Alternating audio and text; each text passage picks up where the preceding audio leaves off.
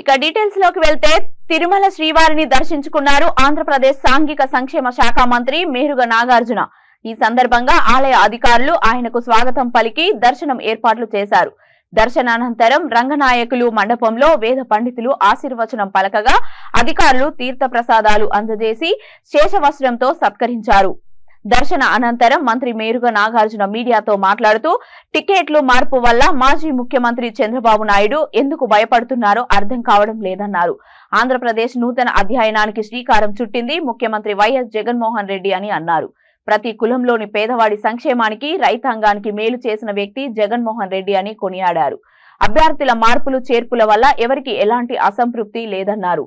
తమకు ఏ పార్టీతో సంబంధం లేదని, ఎవరి పొత్తు అవసరం లేదని, రాబోయే ఎన్నికల్లో వైకాపాదే విజయమని స్పష్టం చేశారు.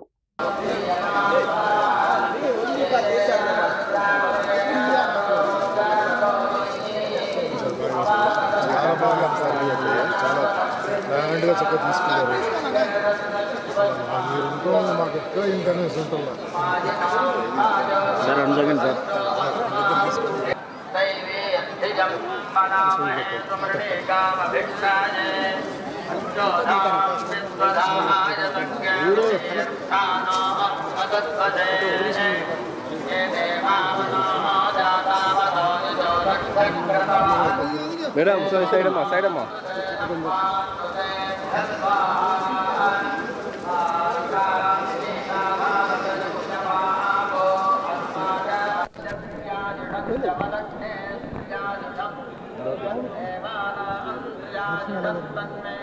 చాలా బాగా జరిగింది.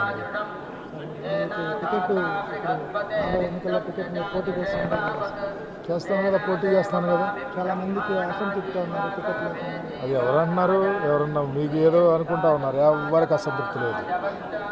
టికెట్లు ఒకళ్ళకి వస్తూ ఉంటాయి, రావు. పరిస్థితులను బట్టి పార్టీ నిర్ణయం తీసుకుంటుంది. ఎవరికి అసంతృప్తి లేదు.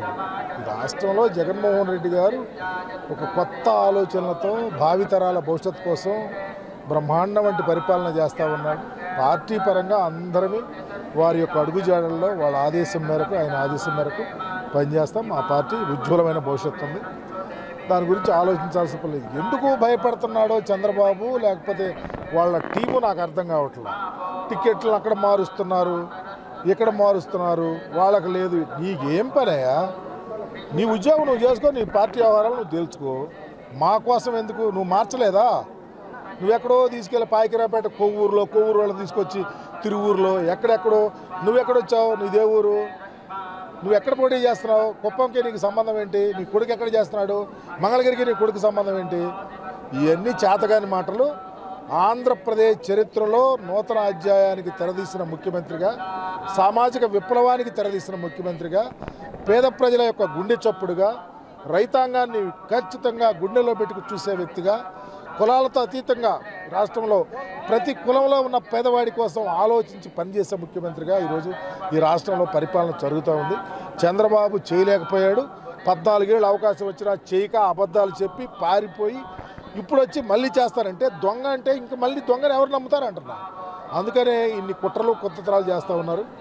మరి 2014లో పోటీ చేసినప్పుడు పవన్ కళ్యాణ్తో పోటీ చేసావు. బయటకు వచ్చి 14 పవన్ కళ్యాణ్ ఎందుకు తిట్టాడు నిన్ను? నీ పార్టీ వేస్ట్ అన్నాడు, నీ కొడుకు వేస్ట్ అన్నాడు, నువ్వు వేస్ట్ అన్నాడు. మళ్ళీ కలిసి ఎందుకు కలిచారు? ఏదో లబ్ధి చేకూరింది కాబట్టి. మాకు ఏ పార్టీతో పని లేదు.